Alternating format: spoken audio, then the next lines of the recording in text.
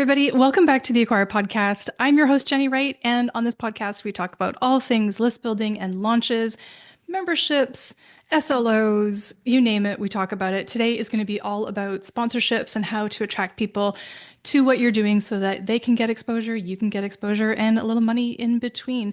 And our guest today, I'm really excited because we've had a couple of really interesting conversations in the build up to this podcast, and I'm glad you're here. So welcome, Justin.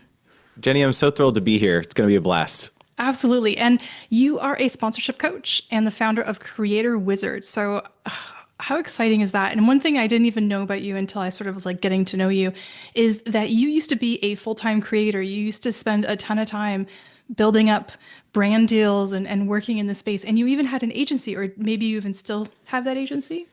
Yeah, so I'm still a full-time creator, actually, along with my wife. I mean, we've been doing this since 2009 was the first YouTube channel. So we have personally done over 550 sponsorships, made over $5 million doing it. So it's like, it has been our primary revenue stream for many years. And in fact, we just did a partnership with a brand just a couple days ago. So it's like still very much an active thing that we're doing.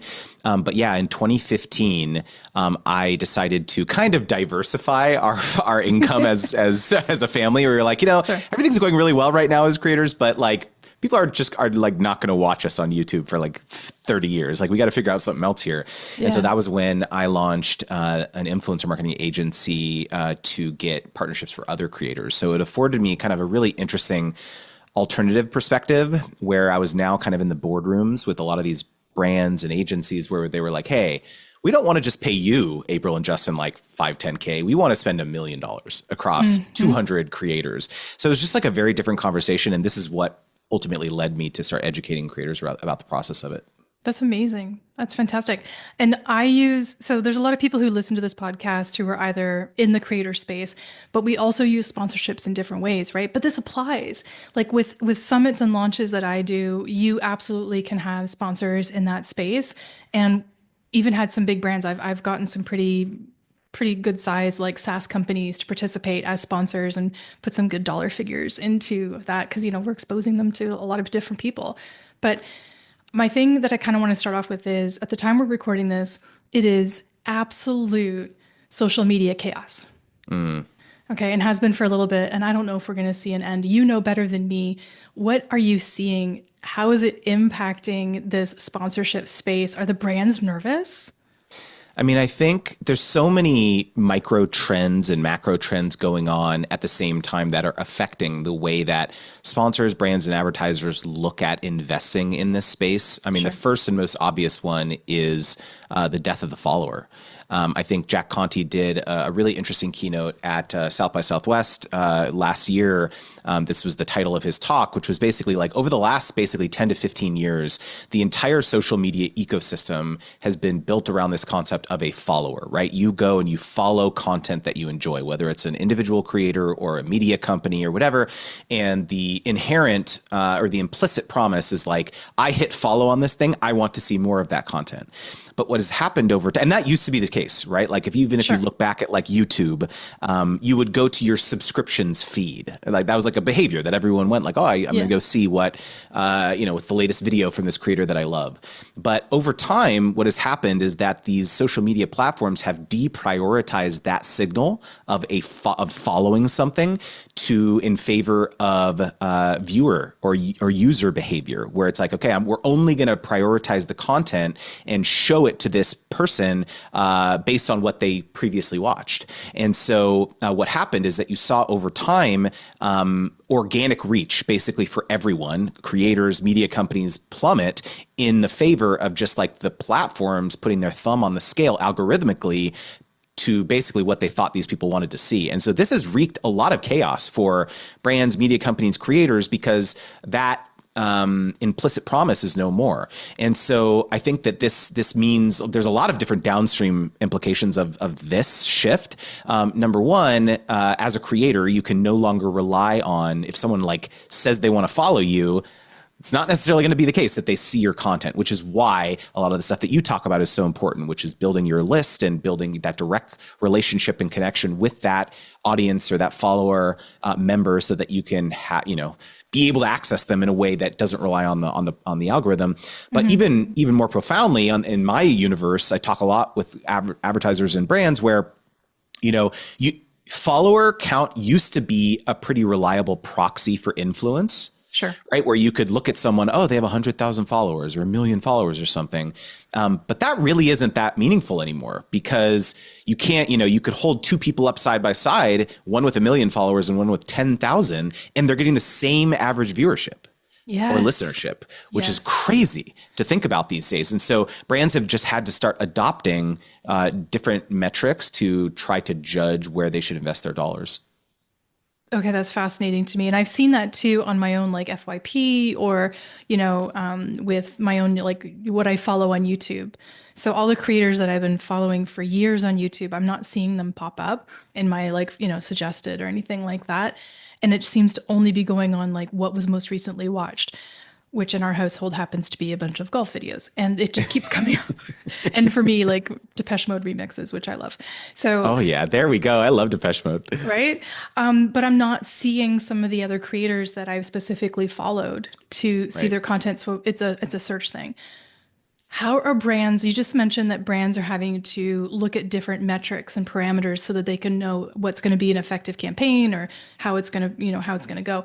What are they looking at differently versus like follower count and all that stuff that they did before? I mean, there's definitely a flight to what I would call kind of hyper niche creators and media companies, where even though this person may not be getting millions of views or even hundreds of thousands of views, if they have a very specific focus of their content, especially or their audience psychographics, essentially, they're willing to invest in those kind of smaller creators because it feels as though it's a more reliable vehicle for the investment. I can share a quick actual story, real anecdote of how this works. Yeah. So I have a coaching client of mine. Her name is Dr. Alex, and she runs a business called Digital Pathology Place. So she has a podcast, very large LinkedIn following, newsletter, et cetera. And so again, she is digital pathology is how much more niche can you get, right? She is a veterinarian, like a doctor.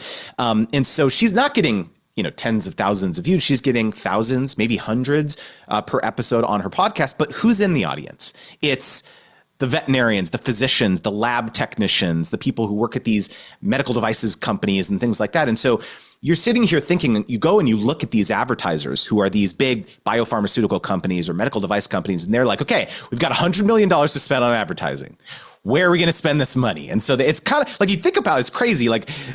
It's kind of hard to spend this money because it has to go after a really niche audience, right? And so they look at someone like Dr. Alex, and they're just backing up a dump truck full of money onto her driveway, and they're like, how can we work with you? Sponsor your podcast, sponsor your LinkedIn. Hey, can we fly you out to our industry trade show, the biggest trade show in our conference, and be in our booth and do a meet and greet and kind of be an ambassador? And so there's all these really interesting partnership opportunities that she's being afforded, not because of her following on social media or how many people were listening to her podcast. It's because of who she represents in her industry. And so I think that this is actually the majority of the types of people that I work with, is these folks who have a very specific niche, and they have these really interesting partnership opportunities that they're forging that may not necessarily conform to a standard brand deal. That fascinates me. That is okay. I have been preaching for over a decade that the size of your list or the size of your following shouldn't matter as much as the quality of the people in it. And back when I started, everybody was like, oh, you can't be on my summit, or you can't be part of my thing unless you have a 5,000 person email list. And I felt that number was so arbitrary, and I felt like it was incredibly unfair. And the reason being is I started a 6-figure business with 358 people on my email list. I didn't need 5,000 people. I'm very niched in, and a lot of people are, and I was able to make the money basically from being completely niched in and building up a brand that way, right? And so when I hear you say this, it's very validating to hear that in the space of like in social and with these brands that they're looking for niche in people. Like Dr. Alex sounds awesome. I might even check that podcast out, even though I have I have no relation to it, but it just sounds cool. But it is incredibly interesting to me that brands are recognizing the individuality that people are creating within their small communities and how that can be a standout for brand influence. 100%. And it's funny you mentioned the 5,000, list minimum to be on these summits. Yeah. A lot of creators and media companies have experienced a very similar conversation when they've tried to reach out to brands or companies and say, hey, I would love to partner with you. And they're like, we only work with people who have 10,000 followers or, a certain size of the audience. And so I think there's a lot of parallels here for sure. 100%. Absolutely. I get to work. I'm very lucky. I get to work with some SaaS companies that sponsor some of the work that I do with my clients, and they don't care about the size. They care about the people that are in it. And so you get companies like Ecamm, which is a software company that I just adore. And they're like, no, we don't care about the size. We care about the people in it. And so sure, we'll throw some sponsorship stuff your way and get in front of those customers, and they love it. I mean, it's worked out really, really well for them because they've kind of been a little bit more like guerrilla marketing with it, and they're not being so snobby about it, perhaps. And I just like the fact that the industry's kind of moving that way. I think it's great. You know what's funny is that you're the second person in this week who is sponsored by Ecamm or has told me about how they are in that way and how awesome they are. And I think this is an important point actually, which is that regardless of whether you're a brand or if you're a creator or a media company or a podcast or newsletter operator, word travels fast about the type of person that you are and the type of relationship, the experience working with you. Mm-hmm. And I talk a lot about, regardless of how big or small your audience size is, there's a lot that you can do to endear yourself to prospective partners that have nothing to do with how large your audience is. A lot of it is this small game stuff, right? It's the like professionalism. It's the responsiveness. It's like being easy to work with. If they come back with a few edits or revisions on the work that you're about to bring to life, and you don't be like, oh, how dare you violate my creative genius? You say, sure, no problem. It takes 30 seconds to record a new voiceover, not a big deal. And again, like I've had the experience of working with people like that. It's crazy. They're so short-sighted and they're just, I'm never going to hire that person again. No. When I ran this agency, because it was just a nightmare to deal with them. And so I think not enough people realize that there's so much power in forging these relationships, because ultimately that's going to lead to renewals and more money for you down the line. Completely. And I don't know if you agree with me, but I really think that 2025, because everything is in such flux and we have so much chaos with the social platforms, right? We lost TikTok for 12 hours, right? Everybody started going over to, Lemonade and Blue Sky and Red Note and everything else. And then TikTok comes back and everybody's, the funny thing about those this is my last video on TikTok, so I'm just going to I'm going to spill the tea, and then they're back 12 hours later. Right. But what I find fascinating is with that chaos, building community is so important, right? And having the followership either in your email list or on your Substack or some way to have a newsletter is vitally important, and never so much so, I think, as this year, because of everything that's just been so blatantly chaotic. Yeah. Let's talk about another huge trend, which is just AI, because I think that there's there's going to be already is, but even more so, just a massive proliferation in the amount of AI generated content that's going to flood all of our feeds over the next year or two. You've seen these things about, AI influencers and like who's going to need creators anymore? Can you just this is like a AI program, and you could Photoshop them holding your product and talking about it and all this stuff. Right. And so there's, I follow all these kind of crazy threads on X and things like that. And, I think that, well, number one, I think that I have two predictions. Number one, there is going to be a non-trivial subset of the human population, I think, that is going to reject a lot of that. They're going to say, I don't want anything to do with AI. Like, I want real human authentic connection. And if I see a badge on this post on social media that says this is AI enhanced or whatever, I'm going to block it. I'm going to mute it. I don't want to have anything to do with AI. And so I think there is going to be this big contingent of the human population who rejects that this stuff. Sure. The second thing I'll say is similar to your point about building community. This is why, candidly, I wrote the book and why I'm launching an in-person event, because I think that being able to take those relationships out of the internet and build them in person is going to be one insulation guarantee that people can have to establish these real connections in person. And so I don't have all the answers, honestly. Like, I think a lot of people's businesses are going to be disrupted. But I think it kind of comes back to those core principles about what people want, which is real, authentic connection. And what can you do in your business to help safeguard that? I have two questions and then I have a follow-up. And question number one is about the book. Question number two is about the in-person event. And then my third question is how you perceive all those to happen. So how long did you work on the book? And if you're not watching this and you're listening, it's called Sponsor Magnet and it came out when? It came out on January 21st. Okay. Very, very recently. Yeah. Awesome. Yeah. And so I started writing it on February 1st. I know this because it was a Herculean effort to, this was February 1st, 2024, for anyone listening in a future year. And it was a Herculean effort to change everything around in my life and business to make that happen, because I had my business, I'm so busy. I'm doing so many different things. And I was like, am I really going to carve out time in my life to write this book? Because there's a lot of things I could have done and said, right? There's always this opportunity cost calculation you have to make as a business owner.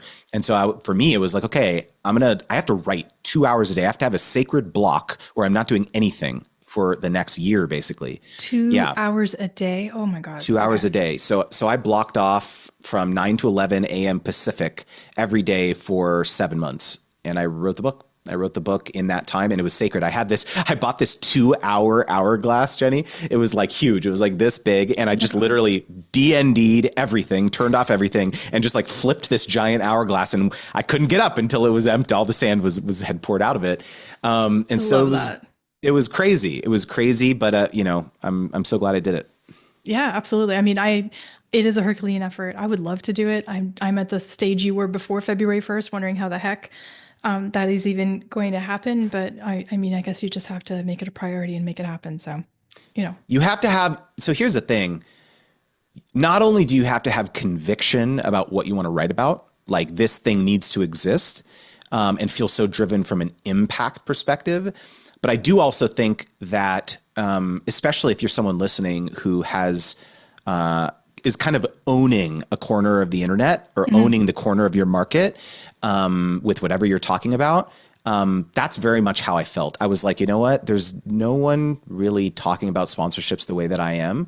And if I think about, okay, let's talk about first principles. Really what happened, Jenny, was I was thinking, okay, when I first got into this, and I started teaching people, I started coaching and I had a course and all that. I was like, I'm going to teach people over video because that's how I learn. So I guess I'm going to do some videos, right? And so what I quickly learned is people was like, oh, these are great, but I really wish I could read more about that framework that you talked about. And I was like, okay, well, let me turn my videos into blog posts. Okay. And then I had someone say, I would love to like listen to this stuff in the car on my commute because I can't pull up YouTube. I was like, okay, let me start a podcast. All right. So I started the podcast. And then I was like, okay, what are all these other learning styles that people, I said, okay, short form, right? I'm going to go on Instagram. I'm going to go to TikTok. Next one. What's another big way people learn? A book. What's another big way a lot of people learn? Being in person and learning, having a real-time experiential thing. And so a lot of it was like, okay, I'm just like slowly building out the creator wizard cinematic universe, I guess, and trying to cater to people's different learning styles. Okay, so that answered my second question, which was like, why the in-person event? But tell me, when is this happening? So it's March 16th to the 19th, 2025 in San Antonio, Texas. It's called Sponsor Games. You're going to love this, okay? Because, I've been going to in-person kind of creator-focused conferences for years, like a decade plus. And every time I would go to these events, there'd be like one or maybe two talks about partnerships. And like my wife and I, this was like the number one way we were making money. And like same with all our friends. And I was like, why is there not more talks about this? This is crazy. It's all about audience growth and engagement. And it's great. But like, come on, can we talk about sponsorships here? And so for years I was like, man, I just wish there was an event focused on this thing. And finally I was just like, I guess it's me. I guess I have to be the one to do this. And so basically it's kind of an anti-conference. There's no keynotes, no workshops, no panels. I'm turning my 8-step sponsorship wheel framework that I talk about in my book, Sponsor Magnet, into 8 games that you're going to play to actually learn and master the concepts. And 8 finalists from these games are going to advance to the sponsor tank, where there's going to be a panel of real influencer marketing managers at brands. And you're going to do your pitches, and one person is going to walk away with $5,000 in cash.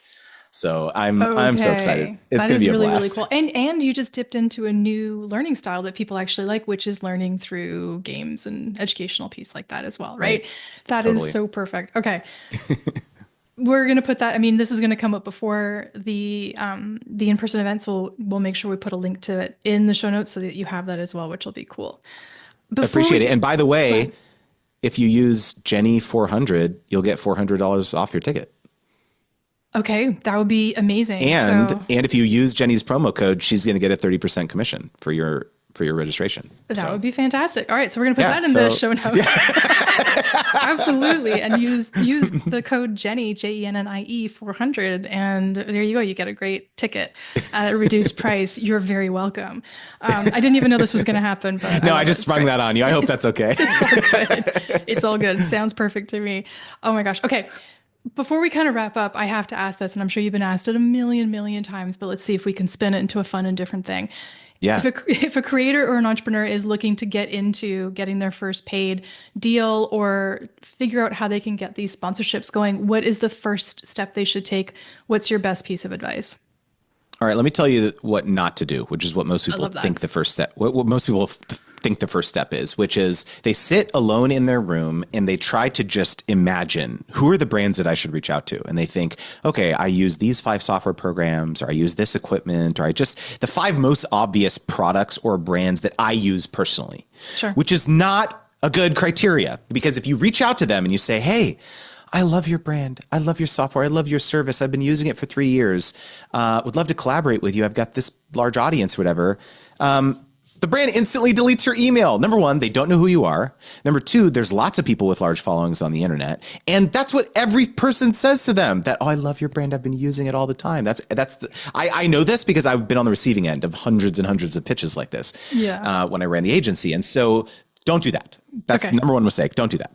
A much better exercise is realizing that sponsorships are not about you, actually. You liking it is table stakes.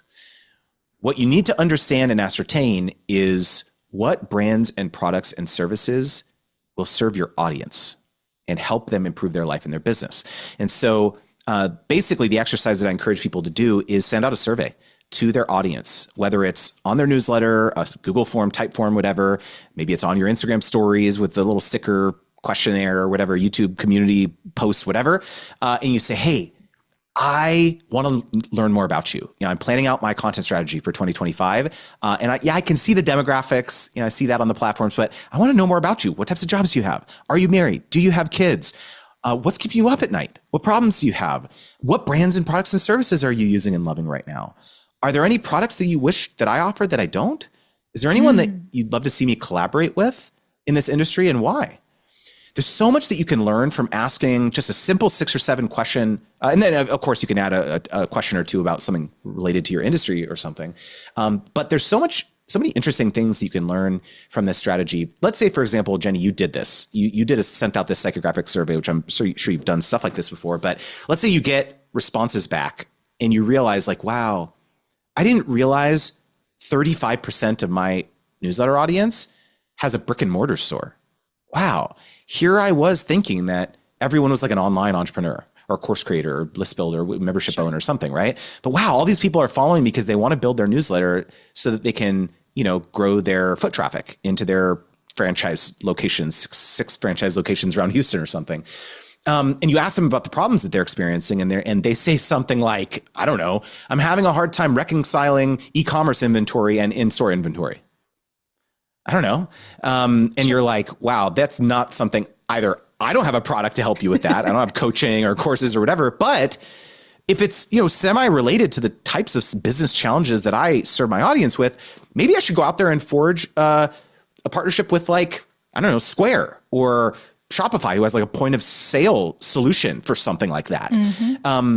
And wow, that's so beautiful, because now it's not just about me lining my pockets as a creator. It's about going out there and serving my audience and helping them with an actual problem in their life and their business. And you know what the beautiful part about this, Jennie, is that pitch is so much better now. When you reach out to Square, you're not like, oh, I love your tool. It's, hey, I've got 40% of my audience who's having an acute issue with this thing that your product solves. I would love to expose my full audience to, your brand or your product. And so, wow, it's just a game changer. I can imagine that pitch would be completely different and would get the attention, because now you've actually done that first step of work for the brand by telling them exactly also a little bit of the demographic, psychographic, or whatever, and saying, look, you know what? It's not Jennie centric. It's not Justin centric. It's people centric about what it is that they're experiencing. I think that's fascinating. If I pull my audience and I find out 35% are brick and mortar, that would blow my mind. And now I have to do another survey. Well, here's the other thing. Let's go even a bit deeper on this, which is, so this philosophy about surveying your audience, I call it audience first offers. And I call it your PSA, your products, your sponsors, and your alliances. So I imagine probably quite a few people who listen and watch you are in that first bucket, right? They're selling things directly to their audience or their, a customer. So their courses, coaching, books, speaking, whatever. And that seems very clear. Like I'm gonna create something myself that I sell individually. And you know what? Probably a lot of people are like, I don't want to work with sponsors. Why would I talk about a sponsor in my podcast or my newsletter? I can just talk about my own product. I'm gonna make 100% of that money. Why would I want to point that attention as elsewhere, right? But again, if you go back to this first principles thing where it's not about you, it's not about you making the most amount of money possible, it's about serving your audience. Now you realize, yeah, they're having issues. My audience is having issues that I'm never going to solve with the products that I sell. And so, yeah, I better go out there. It's my job to go out there and find sponsors that can fill this gap for them. Similarly, that last bucket of alliances terrifies a lot of people, because they're like, well, if I realize my audience is having this issue, I don't really do coaching for that, and there's not really a sponsor for that. Well, you know what? My friend over here does coaching for that, or my friend has a course. I better get that person's dang offer in front of my audience, because again, it's not about me. It's about solving my audience's problems. And so I think a lot of people don't do this because they have a scarcity mindset view. They say, okay, well, if that person buys that person's coaching package, they're not going to have enough money to buy my coaching package, which is 100% false. There's infinite amount of money in this universe. And when that person's life and business is improved by working with your friend, they're now going to think more favorably upon Jennie and you, because wow, she really, and now I feel like I'm finally ready for Jennie's coaching package because my business is better. And so the secret to all this is that you'll actually make more money in the end. I completely agree. And also there's the caveat of, you know what, if my friend is better helping them, then they probably weren't the right customer for me at the time. Right. And so you can't be all things to all people. That's why I think niching in is hyper important. Like right down to just almost the hyperbole of just being like super, super tight with your niche. And because, everybody talks about like blue ocean, red ocean. Nobody does it exactly like you do. Like you said, nobody does sponsors, talks about sponsorships the way that you do, even though there's other people in the field, but nobody talks about it in the exact same way as you, or as you and your wife, or whatever, or whatnot. And so that's the important part. That's the part that I love, because the message is unique, which is fantastic. Oh my gosh. Okay. 100%. Yes. Too much fun here. We're going to get this wrapped up simply because I could probably chat with you for a long time about this. But what I do want to say is, and I'm going to spring this on you because you sprang it on me, is once your live event is over, I do want to re-interview you. I want to talk to you about the event afterwards, but I want to talk about metrics. I want to talk about how it went and like break into the minutia of your actual in-person event. Would you do that? I would be more than happy to. I'll just be totally honest. Like, I'm petrified of this whole thing, to be honest, because number one, it's the most amount of money I've ever personally committed, put down on the line. I'm spending north of 50K putting this event on. And, but I have so much conviction that this is like a direction that not only that this event needs to exist and that there's a huge hunger and appetite for this type of knowledge.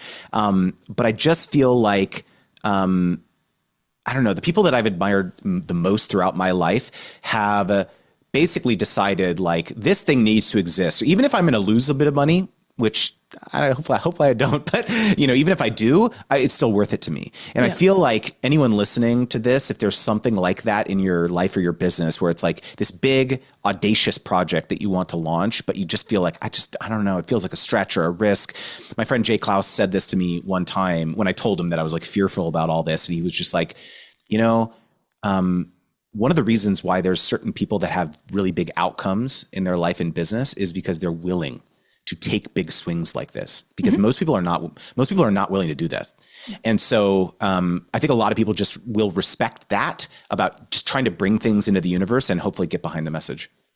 Yeah, absolutely. Fully believe that. I planned in-person events for some of my clients, and it is a big, hairy, audacious goal for a lot of them.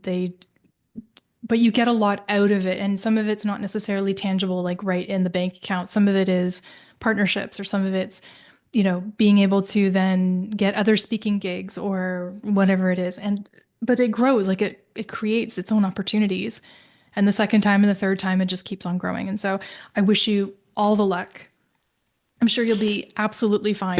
And it'll be perfect and great. And even the things that aren't perfect and great will still be awesome.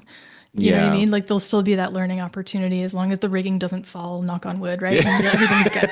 I appreciate that. And the caterer doesn't forget to feature people. These are the big things. The little stuff is the little stuff. 100%. Absolutely. Awesome. How can people find you, get in touch with you, and learn more about what it is that you do? Yeah, well, first of all, thanks again, Jenny. This was such a great conversation and a bit different than I've actually done over the last several months. So I appreciate that very much. Sponsormagnet.com is the best place. I've got the book there. It was just like scratching the surface, this conversation of the things that I talk about in the book. And especially if you were someone who you listened all the way through this and you're still on the fence, you're like, I don't know, like this, I don't know if I want to actually do sponsorships. I really still would encourage you to pick up the book for honestly a relatively modest investment. Like it will provide you an alternative perspective of realizing like maybe this could be something for you. And that's, I think, probably the thing I'm most excited about having the book in the universe now. Sponsormagnet.com. Absolutely. We'll make sure that's in the show notes. And will that also be the link to the in-person, or is that a different? So the in-person event is sponsorgames.com, but we're gonna put the link, a special link for you in the info box with the promo code. Yay. Perfect. Awesome. Thank you so much, Justin. This has been super fun. It absolutely was not the conversation I wasn't even anticipating, which actually makes it more fun because all the questions that I had kind of prepared went out the window. And those are the best conversations. So I really appreciate it. Thank you so much. Thanks again. Absolutely. And if you've listened this far, yay, congrats, you made it to the end. And if you're not already following the Acquire podcast, why not? I have got some great episodes with amazing guests, just like Justin, coming up soon. And also my little solo episodes, which have lately been quite pithy and fun for me. Hopefully you're enjoying them.